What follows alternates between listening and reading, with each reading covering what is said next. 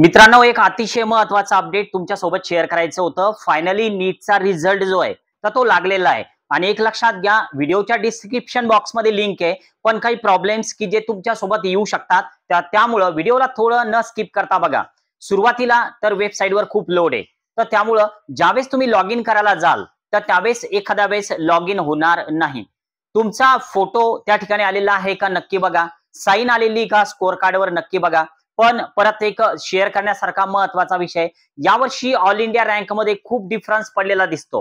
म्हणजे आता नेमका एका विद्यार्थ्यानं मला कॉल केला होता, 608 स्कोर होता, बट ऑल इंडिया रँक जो आहे तर तो खूप हाय गेलेला आहे। तर त्यामुळे यावर्षीचा ऑल इंडिया रँक एवढा चेंज होणार तर असं अपेक्षित नव्हतं, बट तो चेंज झालेला आहे। आणि आमच्या जिजव अकॅडमीच्या जे पण पेड मेंबर अगोदर ज्यांनी घेतलेले आहे तर त्यांना एक नम्र विनंती आहे की त्यांनी त्यांचा स्कोअर कार्ड ज्या सरांनी त्यांचा अपडेट घेण्यासाठी कॉल केला होता तर त्यांना व्हॉट्सअप करा, म्हणजे आमच्यापर्यंत ते पोहोचतील। आणि नवीन जे पण समजा पेड मेंबर घेण्यासाठी इच्छुक आहेत तर त्यांना एक विनंती, कारण आता सर्वांसोबत कॉलवर बोलणं शक्य नाही, तुम्ही व्हॉट्सअपला मेसेज करू शकता पेड काउन्सिलिंगचा, स्कोअर कार्ड शेअर करा, तुम्हाला जो कोर्स पाहिजे तर त्याचं नाव टाका।